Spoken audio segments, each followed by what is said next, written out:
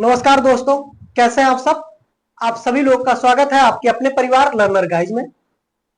आज हम अध्ययन करने वाले हैं भारतीय इतिहास। भारतीय इतिहास के अंतर्गत हम लोग कोशिश करेंगे एकदम बेसिक से शुरू करें और इसका जो लेवल हो वो किसी भी वनडे एग्जाम से लेकर लोअर पीसीएस,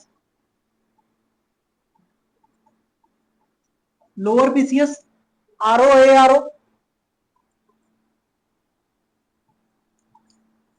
यूपीएसआई या किसी भी एसआई एग्जाम के लिए, पुलिस एग्जाम के लिए और कोई भी स्टेट पीसीएस, इन एग्जाम को ध्यान में रख के ये क्लास हमारी होगी। एकदम बेसिक से हम लोग कोशिश करेंगे, एक एक टॉपिक को संपूर्ण डिटेल से अध्ययन करने वाले हैं हम लोग। तो सर्वप्रथम हम देखते हैं इतिहास क्या होती है।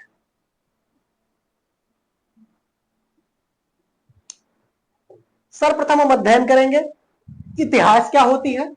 उसके बाद हम लोग देखेंगे इतिहास को कितने पार्टों में बांटा गया, उन पार्टों के अंतर्गत किन किन चीजों को रखा गया, उन सारी चीजों का एकदम बेसिक से हम लोग अध्ययन करने वाले हैं। तो सर्वप्रथम हम देखेंगे इतिहास क्या है, उसके बाद हम जानेंगे भारतीय इतिहास क्या है। तो इतिहास की अगर हम बात करें तो अर्थात बीते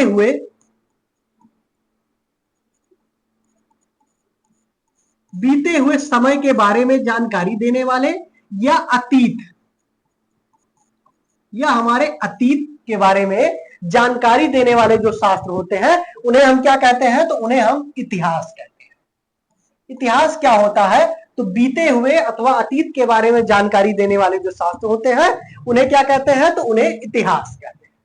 दूसरी बात अगर हम करें भारत का इतिहास, भारत का आशय क्या है, तो ध्यान रखेंगे भारत जो है इसके तीन नाम। पहला आपका हो जाएगा भारत, दूसरा आपका हो जाएगा हिंदुस्तान और तीसरा आपका हो जाएगा इंडिया। तीन नाम है भारत की। अगर हम बात करें तो ये वैदिक समय में, एक मान्यता के अनुसार वैदिक समय के भरत ऋषि के नाम पे पड़ा। भरत ऋषि के नाम पे भारत का नाम क्या पड़ा, भारत पड़ा। हिंदुस्तान का नाम अगर बात करें तो ये मध्यकाल में जो मुस्लिम इतिहासकार आए, मध्यकाल में क्या हुआ, भारत पर मुस्लिम आक्रमण हुआ और उनके साथ उनके दरबार में आने वाले जो मुस्लिम इतिहासकार थे उनके द्वारा भारत का नाम क्या रखा गया, हिंदुस्तान रखा गया। हिंदुस्तान अर्थात हिंदू प्लस स्थान, अर्थात हिंदुओं का स्थान, इसलिए इसका नाम क्या दिया गया, तो हिंदुस्तान। तीसरा एक शब्द है इंडिया। ये किसका दिया गया, तो ये यूनानी जब भारत में आए, यूनानी अथवा ग्रीक, इन्होंने भारत को क्या नाम दिया, तो इन्होंने भारत को नाम दिया इंडिया। अर्थात भारत की अगर हम बात करें भारतीयों द्वारा दिया हुआ नाम क्या है, तो भारतीयों द्वारा भारत का नाम दिया हुआ है भारत। और हम किसका अध्ययन करने वाले हैं, तो भारत के इतिहास का अध्ययन करने वाले हैं। भारत के इतिहास के अंतर्गत सर्वप्रथम हम देखेंगे प्राचीन इतिहास।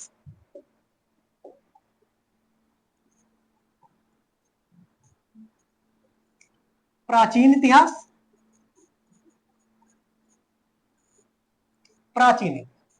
इसके बाद हम अध्ययन करेंगे मध्यकालीन इतिहास का।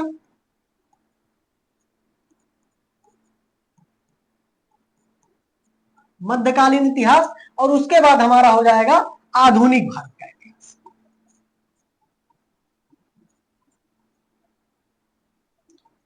आधुनिक भारत का इतिहास हमारा हो जाएगा तीसरा। तो सर्वप्रथम हम जानकारी रखेंगे प्राचीन इतिहास।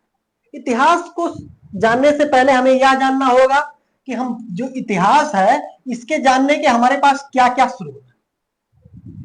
स्रोत है जिससे हमें इतिहास के बारे में जानकारी मिलती है। तो इतिहास के बारे में जो जानकारी के जो स्रोत है तो वो मुख्य रूप से हमारे तीन है, पहला, दूसरा और तीसरा। कौन कौन से स्रोत से हमें इतिहास के बारे में जानकारी प्राप्त होती है, तो पहला हमारा हो जाएगा पुरातात्विक साक्ष्य,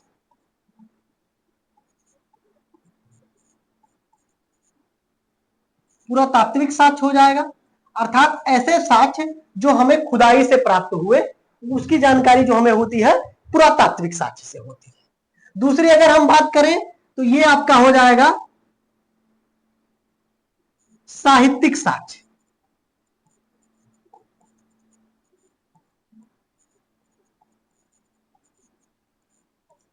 साहित्यिक साक्ष्य हो जाएगा।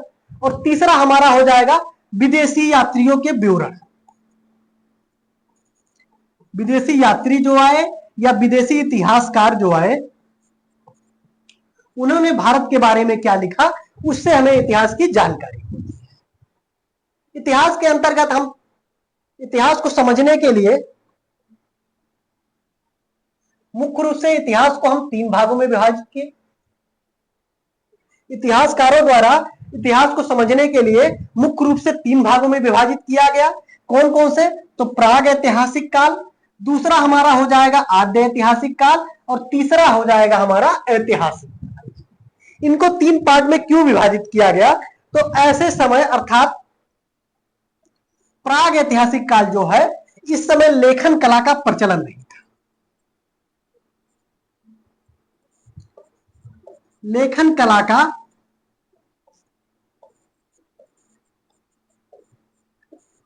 प्रचलन नहीं था। ऐसा समय जब लेखन कला का प्रचलन नहीं था, उस काल के इतिहास को हम क्या नाम दिए? तो उसे हम प्राग ऐतिहासिक काल के नाम से जाने। दूसरी बात आप कहेंगे, जब लेखन कला का प्रचलन नहीं था तो इस समय की स्थितियों को हम लोग कैसे यहाँ के इतिहास को हम लोग कैसे जान पाए? तो वो साक्ष्य हमारा जो था वो पुरातात्विक साक्ष्य था।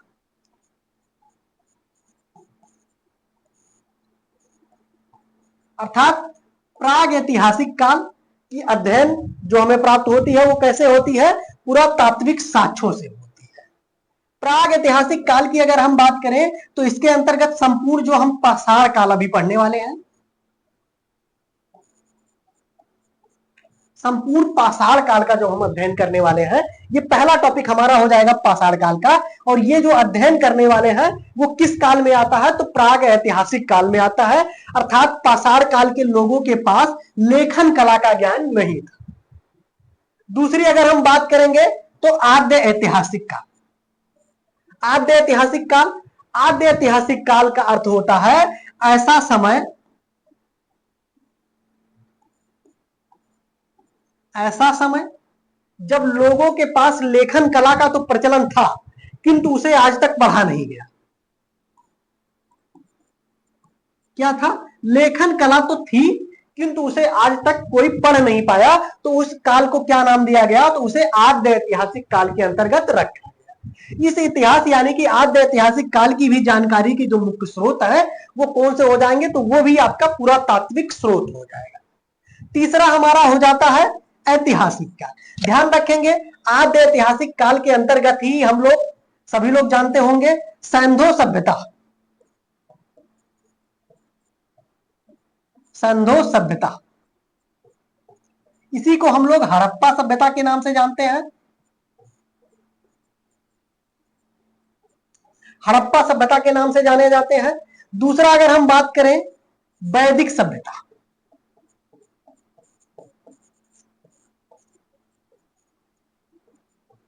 वैदिक सभ्यता, तो सिंधु सभ्यता और वैदिक सभ्यता जिसका हम लोग अध्ययन पाषाण काल के बाद करेंगे, सिंधु सभ्यता और वैदिक सभ्यता, ये दोनों किस काल में आते हैं? तो ये दोनों आद्य ऐतिहासिक काल के समय के सभ्यताएं हैं, ध्यान रखें।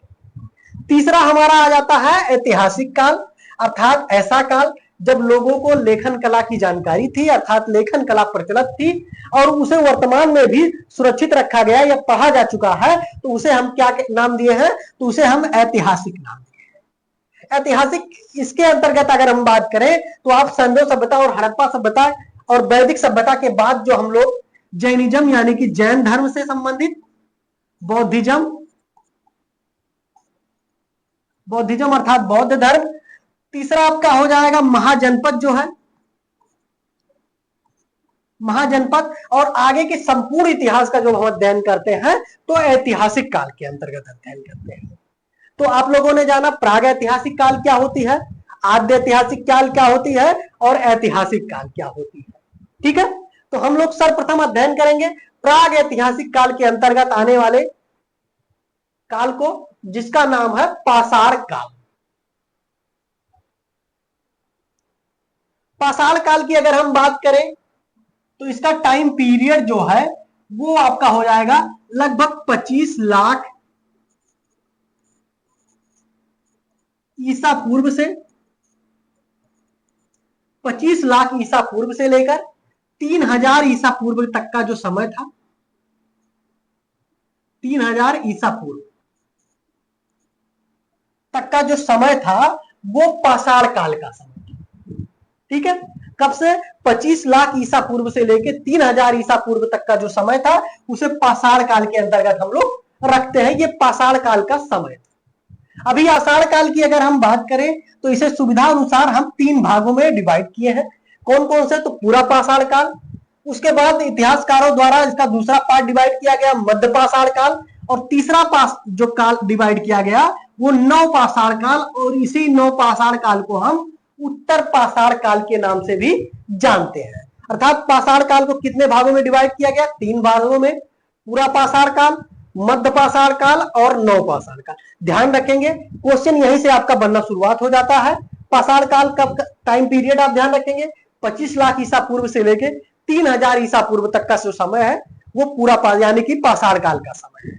उसे हम 3 भागों में डिवाइड किए, पूरा पाषाण काल, उसके बाद हम मध्य पाषाण काल, और तीसरा हमारा हो जाएगा नव पाषाण काल या उत्तर पाषाण काल। इन तीनों में हम सर्वप्रथम अध्ययन करेंगे पूरा पाषाण काल, पूरा पाषाण काल, उसके बाद हम मध्य पाषाण काल, उसके बाद हम नव पाषाण काल का अध्ययन करेंगे। पूरा पाषाण काल की अगर हम बात करें, पूरा पाषाण काल का जो मानव था वो मुख्य रूप से शिकार पर निर्भर था, शिकार पर निर्भर था। और शिकार भी किससे करते थे? तो पत्थर के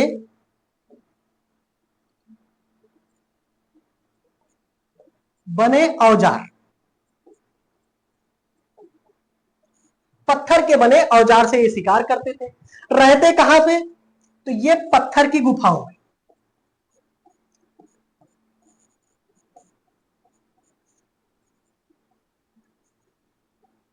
पत्थर यानी कि पहाड़ों की गुफाओं में। दूसरी अगर हम बात करें, गुफाओं में रहते थे। निवास इनकी अगर हम बात करें तो इनका कोई अस्थाई निवास नहीं था, ध्यान रखेंगे अस्थाई निवास नहीं था, ये अस्थाई निवास नहीं था, ध्यान रखेंगे सभी लोग, अस्थाई निवास नहीं था। रहते कहां थे? तो पत्थर की गुफाओं में, कहीं पा गए कोई गुफा टाइप में तो वहां रहते थे। औजार इनका कैसा था? तो पत्थर के बने औजार थे, और औजार जो थे वो भारी और बेडोल थे।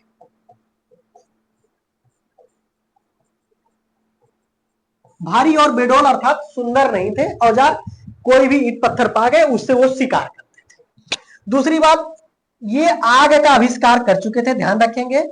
और आग का आविष्कार कैसे किए थे? या तो बिजली गिरने से आग, कुछ लोगों द्वारा कहा गया कि बिजली गिरने से इन्हें आग के बारे में जानकारी प्राप्त हुई, और दूसरा उसके बाद क्या हुआ, इन्होंने पत्थरों से आग जलाया,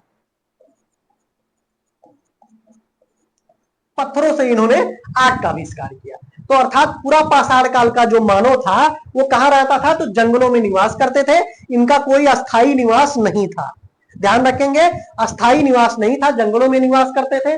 दूसरी अगर हम बात करें, ये कृषि भी नहीं करते थे, ध्यान रखेंगे कृषि नहीं करते थे, तो ये क्या करते थे? तो ये शिकार पे जीवन अपन निर्भर थे। इनका जो जीवन था वो शिकार पे निर्भर था, और शिकार के लिए जो औजार प्रयोग करते थे वो पत्थर के बने होते थे।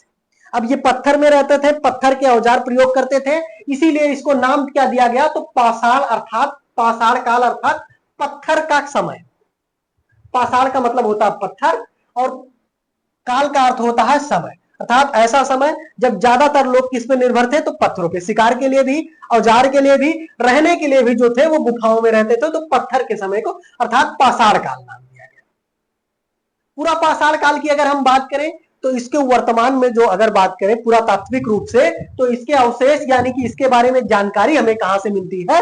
तो वो आपका हो जाएगा, पूरा पाषाण काल के बारे में जो जानकारी मिलती है वो आपका हो जाएगा सोहन नदी घाटी, और ये सोहन नदी घाटी कहां है, तो ये आपका हो जाएगा पाकिस्तान के बलूचिस्तान प्रांत में।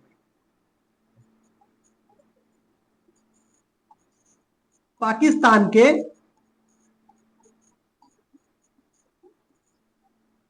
बलूचिस्तान प्रांत में। दूसरी जानकारी अगर हम बात करें पूरा पाषाण के बारे में हमें कहां से होती है, तो आपका हो जाएगा बेलन नदी घाटी। और ये बेलन नदी घाटी कहां पे है, तो ये आपका हो जाएगा सोनभद्र, सोनभद्र, मिर्जापुर और प्रयागराज का जो एरिया है, ये आपका हो जाएगा बेलन नदी घाटी के अंतर्गत। तीसरा हम बात करेंगे पूरा पाषाण कालीन अवशेष कहां प्राप्त हुए, तो आपका हो जाएगा नर्मदा नदी घाटी, नर्मदा नदी घाटी से। और नर्मदा नदी घाटी कहां पे है, तो मध्य प्रदेश में है, ध्यान रखेंगे। चौथा बात करेंगे भीमबेटका, भीमबेटका आप जानते होंगे भीमबेटका की गुफाएं सभी लोगों ने पढ़ा होगा। तो भीमबेटका जो है, इसको मिटा रहे हैं, आप सभी लोग नोट कर लीजिएगा।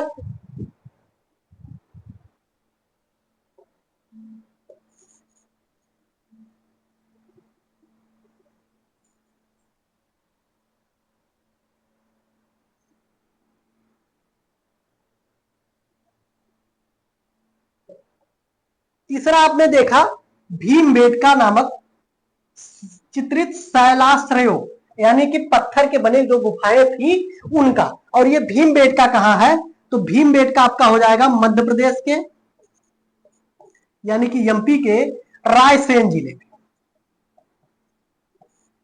रायसेन जिले में। पहले ये भोपाल में था, वर्तमान में मध्य प्रदेश के रायसेन जिले में स्थित जो भीमबेटका की गुफाएं हैं, वहां पे क्या है, तो पूरा पाषाण कालीन पुरातात्विक साक्ष्य प्राप्त हुआ। कहां कहां से, तो आप ध्यान रखेंगे सोहन नदी घाटी, और ये कहां है, तो पाकिस्तान के बलूचिस्तान प्रांत में। उसके बाद आपका बेलन नदी घाटी, बेलन नदी घाटी कहां हो जाएगा, तो उत्तर प्रदेश के सोनभद्र, प्रयागराज, मिर्जापुर का जो क्षेत्र है वो क्षेत्र हो जाएगा। नर्मदा नदी घाटी ये भी आपका मध्य प्रदेश में हो जाएगा। और भोपाल के पास वर्तमान में जो रायसेन में स्थित भीमबेटका की गुफाएं हैं, उनका संबंध, ये चारों चीजों का संबंध किससे है, चारों स्थानों का, तो ये आपका हो जाएगा पूरा पाषाण काल से संबंधित है। आपसे पूछा जाता है सोहन नदी घाटी का संबंध या सोहन नदी घाटी में किस स्थान की, यानी कि किस समय के साक्ष्य प्राप्त हुए, तो आप ध्यान रखेंगे पूरा पाषाण काल। बेलन नदी घाटी पूछा जाए तो किससे संबंधित है, पूरा पाषाण काल से। उसके बाद नर्मदा नदी घाटी, ये भी पूरा पाषाण काल से। और भीमबेटका यानी कि मध्य प्रदेश के रायसेन में स्थित जो भीमबेटका की गुफाएं हैं, वहां से भी किसके साक्ष्य अवशेष प्राप्त हुए, तो आपके पूरा पाषाण काल से होता है। तो ये आपका हो जाएगा पूरा पाषाण काल के बारे में जानकारी। इससे ज्यादा इससे बाहर नहीं पूछता है। मध्य पाषाण काल के भी थोड़ी सी जानकारी पूछेगा। नव पाषाण काल आपके लिए इंपॉर्टेंट है। पूरा पाषाण काल में लोगों का जीवन जो था किस पे निर्भर था, शिकार पे। और शिकार के लिए जो औजार थे वो किसके बने थे, तो वो भी आपके पत्थर यानी कि पाषाण के बने हुए थे। और औजार जो थे वो कैसे थे, तो भारी और बेडोल थे। ठीक है, अगला हम देखेंगे आप पूरा पाषाण काल में ही आग की खोज हो गई थी। इतना आप ध्यान रखेंगे, किसकी खोज, तो आग की खोज जो है वो पूरा पाषाण काल में हुई थी। अगला हमारा हो जाएगा मध्य पाषाण काल। पाषाण काल के अंतर्गत हमारा दूसरा पार्ट हो जाएगा मध्य पाषाण काल। मध्य पाषाण काल की अगर बात करें तो इस समय क्या किया, देखिए वो लोग जो औजार प्रयोग करते थे पत्थर के, उसको इन्होंने क्या किया, थोड़ा सा छोटा बनाया और सुंदर बनाया। ठीक है, तो इन्होंने क्या किया, मध्य पाषाण काल में प्रयुक्त होने वाले उपकरण यानी कि हथियार जो थे वो बहुत छोटे थे, और इसीलिए इसे माइक्रोलिथ के नाम से जाना जाता है। माइक्रो अर्थात छोटा किया गया हथियारों को, यानी कि थोड़ा सा इनमें विकास हुआ, और हथियारों को इन्होंने क्या किया, छोटा किया और सुंदर किया, ताकि शिकार अच्छे से हो सके। इसीलिए ध्यान रखेंगे मध्य पाषाण काल को माइक्रोलिथिक युग के नाम से भी जानते हैं। कई बार क्वेश्चन पूछा हुआ है,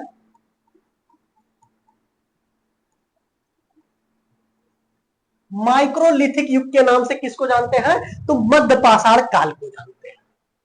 मध्य पाषाण काल की अगर साक्ष्य की बात करें, लोगों का जो जीवन यापन था वो पूरा पाषाण काल की ही तरह था।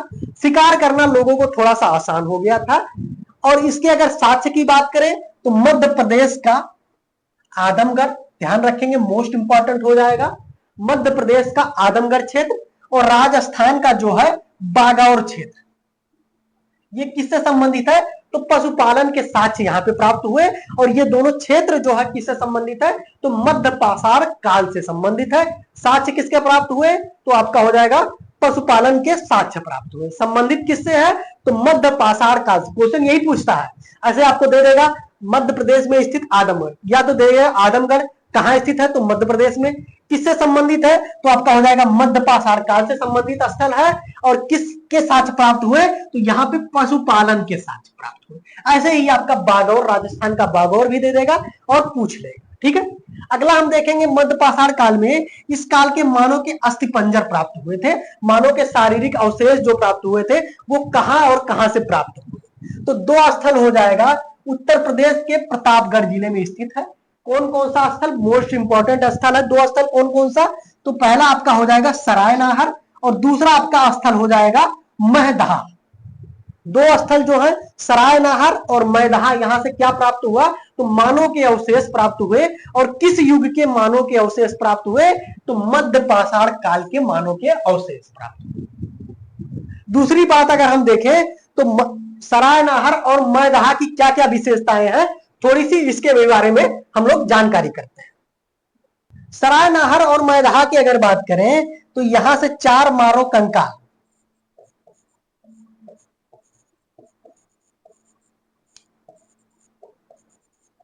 चार मानव कंकाल एक साथ दफनाए के साक्ष्य कहां से प्राप्त हुए, तो ये आपका सरायनाहर और मैदहा से प्राप्त हुआ था। दूसरी बात करेंगे, इसी के साथ प्रतापगढ़ में मध्य पाषाण काल का एक स्थल और है दमदमा। दमदमा, यहां भी मानव के अवशेष प्राप्त हुए। और यहां के जो मानव के अवशेष प्राप्त हुए, यहां पे क्या हुआ, तो 3 मानव कंकाल के साक्ष्य एक साथ प्राप्त हुए।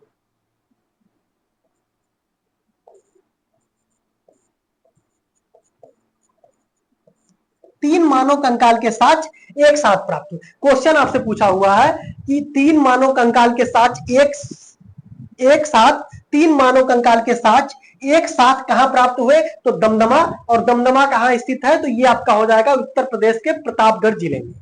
दूसरा पूछा जाएगा 4 मानव कंकाल एक साथ कहां दफनाए गए थे, तो 4 लोगों को यानी कि 4 मानव कंकाल एक साथ कहां दफनाए गए, तो सरायनाहर और मैदहा हो जाएगा। यहां से क्या प्राप्त हुआ, तो मानव के अवशेष प्राप्त हुए, शारीरिक प्रारूपों के अवशेष प्राप्त हुए। दूसरा पूछेगा कि उत्तर प्रदेश के सरायनाहर और मैदहा और दे देगा दमदमा।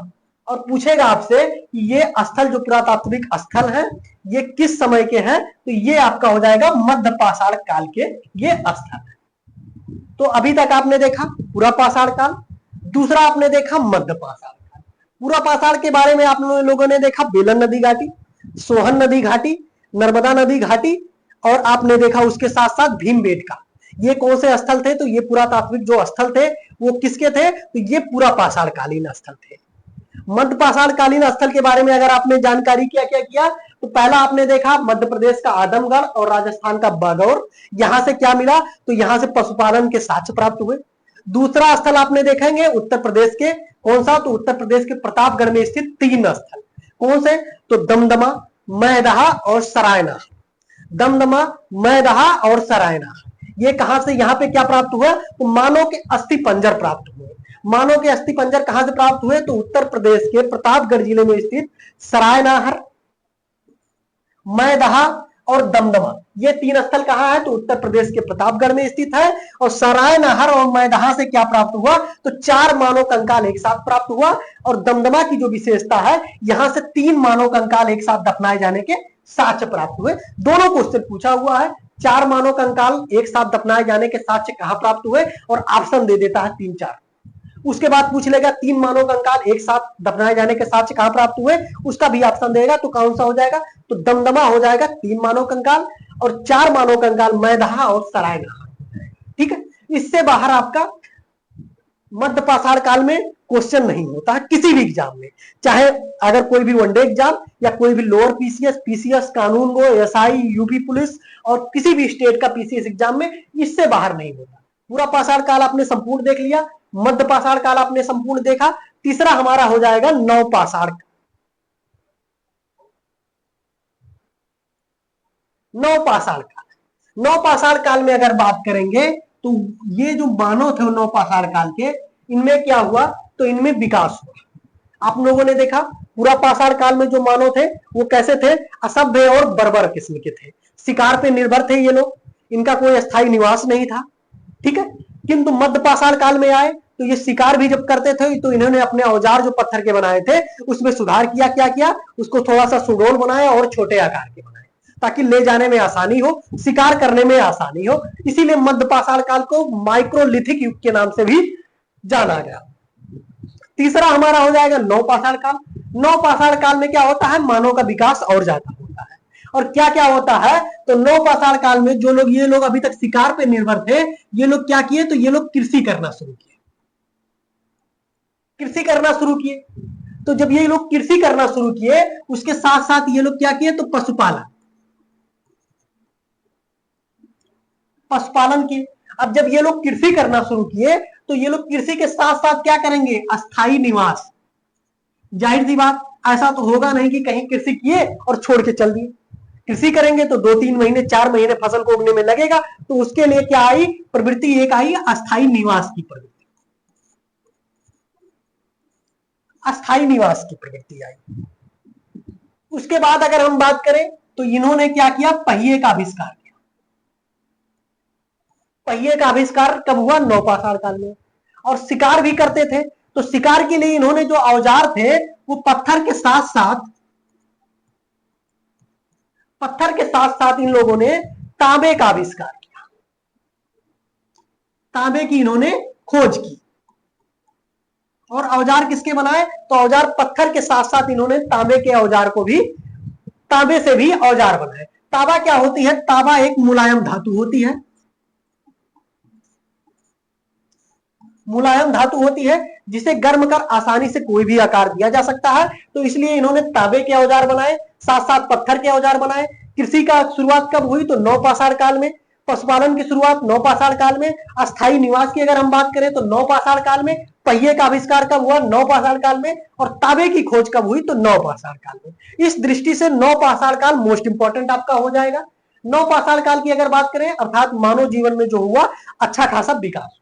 नौ पाषाण की अगर बात करें तो इसके सबसे पहला अगर बात करें तो इसके सबसे पहला साक्ष्य जो है वो टोंस नदी में। नोट कर लीजिएगा आप सभी लोग, इसको मिटा रहे हैं थोड़ा सा। नौ पाषाण काल की अगर बात करें तो इसके पुरातात्विक जो स्थल है, सबसे पहले उपकरण कहां प्राप्त हुए, तो उत्तर प्रदेश में स्थित टोंस नदी में। और कब, 1860 में प्राप्त हुए। और ये टोंस नदी की अगर हम बात करें तो ये तमसा की सहायक नदी है, तमसा की उपनदी या सहायक नदी है तमसा की, ठीक है। तो यहां पे क्या प्राप्त हुआ, तो नौ पाषाण काल की सबसे पहले उपकरण यहां पे प्राप्त हुआ टोंस नदी या तमसा नदी में। दूसरी अगर हम बात करें तो नौ पाषाण युगीन बस्ती में, पाकिस्तान में स्थित बलूचिस्तान, पाकिस्तान में स्थित बलूचिस्तान एक प्रांत है। और यहां से प्राप्त क्या हुआ, तो मेहरगढ़ मोस्ट इंपॉर्टेंट स्थल है। और इसकी खोज कब हुई थी, तो 7000 ईसा पूर्व, 7000 ईसा पूर्व में मेहरगढ़ की खोज हुई। और यहां पे क्या प्राप्त हुआ, तो कृषि के प्राचीनतम साक्ष्य प्राप्त हुए।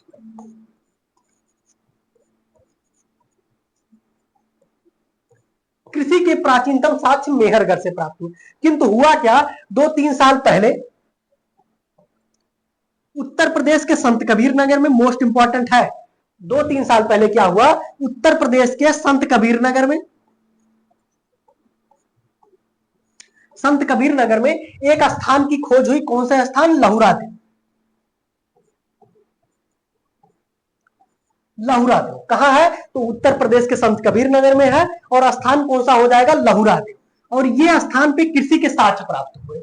और ये स्थान की अगर हम बात करें तो इसकी जब खोज हुई तो ये स्थान लगभग 9000 ईसा पूर्व के आसपास की थी,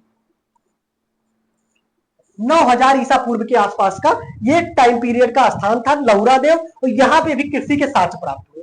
तो वर्तमान में आपका हो जाएगा कि भारतीय महाद्वीप में कृषि के प्राचीनतम साक्ष्य कहां प्राप्त हुए, तो आपका हो जाएगा लहुरा देव। बार बार क्वेश्चन पूछा गया, कृषि के प्राचीनतम साक्ष्य भारतीय महाद्वीप में कहां प्राप्त हुए, सर्वप्रथम तो आपका हो जाएगा लहुरा।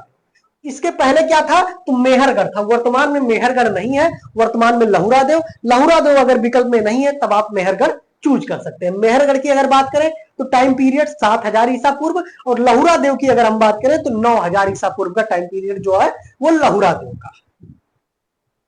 दूसरा अगर हम देखें, नौ पाषाण कालीन स्थल में आपका बुर्ज होम हो जाएगा और गुफक राल, मोस्ट इंपॉर्टेंट स्थल है बुर्ज होम और गुफक राल। ये दोनों स्थल कहां है, तो ये दोनों स्थल जम्मू कश्मीर में है। और इसकी विशेषता क्या है, तो बुर्ज होम में गड्ढा घर क्या प्राप्त हुआ, तो गर्तावास यानी कि गड्ढा घर, गड्ढा घर के साक्ष्य कहां प्राप्त हुए, तो बुर्ज होम में। दूसरी बुर्ज होम की क्या विशेषताएं हैं, तो बुर्ज होम में मानव कंकाल के साथ कुत्ते के कंकाल का साक्ष्य प्राप्त हुआ, अर्थात मानव के साथ कुत्ते को दफनाया जाता था। कहां पे, तो बुर्ज होम में दफनाया जाता था, बुर्ज होम में दफनाया जाता था। तो बुर्ज होम की विशेषता क्या हो जाएगी, तो मानव के साथ कुत्ते को दफनाया जाता था, और गड्ढा घर का जो साक्ष्य था वो बुर्ज होम हो जाएगा। ध्यान रखेंगे, बुर्ज होम, गुफक राल, बलूचिस्तान यानी कि मेहरगढ़ और लहुरा देव, ये कब के स्थल है, तो ये नौ पाषाण कालीन स्थल है। आपने देखा था मध्य पाषाण काल के स्थल भीमबेटका जो था वो कहां का था, तो वो आपका प्राचीन यानी कि पूरा पाषाण कालीन स्थल था। सरायनाहर, मैदाहा, दमदमा, ये जो यूपी के प्रतापगढ़ में आपने अभी देखा, तो वो मध्य पाषाण काल के स्थल थे। डिफरेंट रखना तीनों में, भीमबेटका पूरा पाषाण काल, मैदाहा, दमदमा और आपका हो जाएगा सरायनाहर। सरायनाहर ये स्थल मध्य पाषाण काल के हैं, और ये आपका बुर्ज होम, गुफक राल और मेहरगढ़ और लहुरा देव, ये सारे स्थल क्या है, तो नौ पाषाण काल। बहुत कंफ्यूजन होती है, यही चीजें आप 10 बार पढ़ेंगे 10 बार भूल जाएंगे इन चीजों को अगर ध्यान नहीं रखेंगे। तो ध्यान रखेंगे कौन से समय का, क्योंकि पूछ लेगा आपसे, पूछ लेगा सीधा सीधा 4-5 स्थान दे देगा, पूछ लेगा इसमें से मध्यकालीन स्थल कौन कौन से। ठीक है, तो नौ पाषाण काल के अंतर्गत इतना आपने देखा। इसके बाद नौ पाषाण काल के अंतर्गत थोड़ा सा और हम लोग देखते हैं। नौ पाषाण कालीन एक स्थल है चिरांद, और ये कहां स्थित है, तो ये बिहार में स्थित है। और इसकी अगर विशेषता की बात करें तो यहाँ पे नौ पाषाण कालीन स्थल चिरांद में क्या प्राप्त हुआ, तो यहाँ पे प्रचुर मात्रा में हड्डी के उपकरण प्राप्त हुए। क्वेश्चन पूछता है हड्डी के उपकरण प्रचुर मात्रा में कहां से प्राप्त हुए, तो मध्य पाषाण यानी कि चिरांद में। और चिरांद क्या है, तो नौ पाषाण काल के स्थल। और ये हड्डी की जो विशेषता थी, ये हड्डी के जो उपकरण प्राप्त हुए वो किस हड्डी के थे, तो हिरण के सींग के हड्डी, हिरण के सींग के हड्डी थे, उसी के उपकरण प्राप्त हुए। कहां पे, तो चिरांद में। और चिरांद कहां है, तो बिहार में स्थित। इसके बाद हम देखेंगे इलाहाबाद में स्थित एक कुलडिहवा स्थान है, और ये एकमात्र नौ पाषाणिक पूरा स्थान है जहां चावल के साक्ष्य प्राप्त हुए।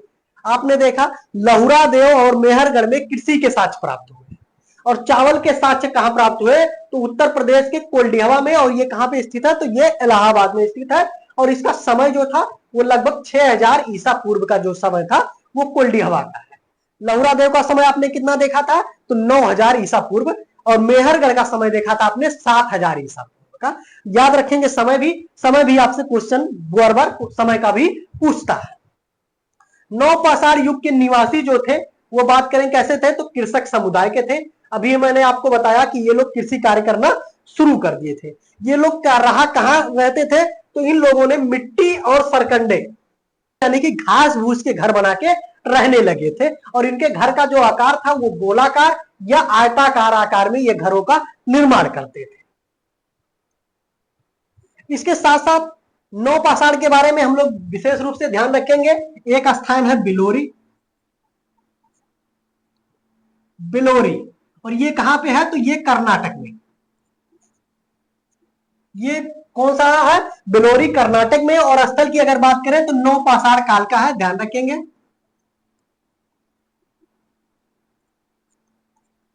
नौ पाषाण काल का स्थल है बिलोरी कर्नाटक में। ये दक्षिण भारत में स्थित एकमात्र नौ पाषाण कालीन स्थल है। क्वेश्चन पूछा हुआ है दक्षिण भारत में स्थित एकमात्र नौ पाषाण कालीन स्थल कौन सा है, तो वो आपका हो जाएगा बिलोरी। और कहां पे है, तो कर्नाटक में है। कुंभकारी यानी कि मिट्टी के बर्तन या मिट्टी के बर्तन बनाने की जो कला का प्रचलन हुआ वो भी नौ पाषाण काल में हुआ था।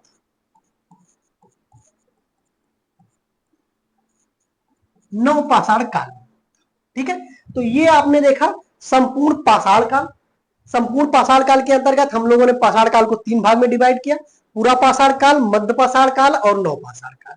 पाषाण काल का जो टाइम पीरियड था वो 25 लाख ईसा पूर्व से लेके 3000 ईसा पूर्व तक का जो समय था वो पाषाण काल का समय था। और पाषाण काल के अंतर्गत हम लोगों ने पूरा पाषाण काल के अंतर्गत भीमबेटका की गुफाएं, सोहन नदी घाटी, बेलन नदी घाटी, ये सारे पूरा पाषाण काल के स्थल थे। मध्य पाषाण के अंतर्गत आपने देखा क्या क्या, तो आदमगढ़ और बागौर यहां से पशुपालन के साक्ष्य प्राप्त हुए, और सराय नाहर, मैदहा, दमदमा यहां से मानव कंकाल के साक्ष्य प्राप्त हुए।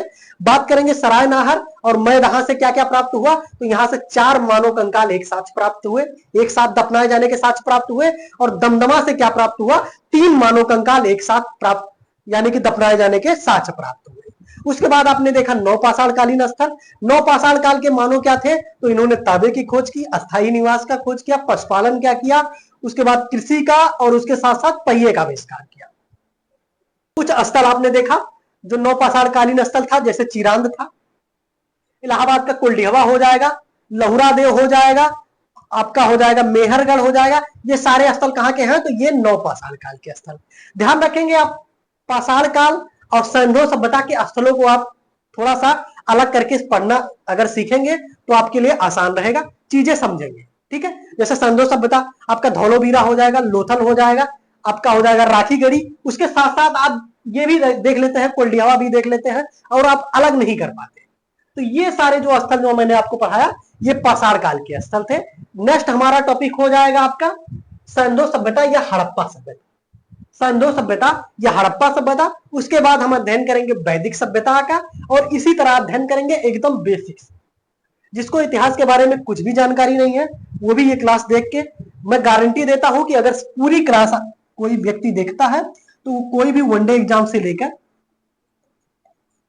किसी भी स्टेट पीसीएस एग्जाम तक की कोई भी एग्जाम में इससे बाहर क्वेश्चन नहीं आएगा। ज्यादातर क्वेश्चन कोशिश करेंगे इसी में से रहे। ठीक है, तो आपको ये क्लास कैसी लगी कमेंट में जरूर बताइएगा, वीडियो को लाइक कीजिएगा, चैनल को सब्सक्राइब कीजिएगा। आगे का हमारा जो टॉपिक होगा वो हो जाएगा सिंधु सभ्यता, जिसे हम लोग किस नाम से जाने जाते हैं, हड़प्पा सभ्यता या कांसुगीन सभ्यता के नाम से भी जानते हैं। तो अगला हमारा टॉपिक होगा सिंधु सभ्यता। ठीक है, चलते हैं, सभी लोगों को नमस्कार।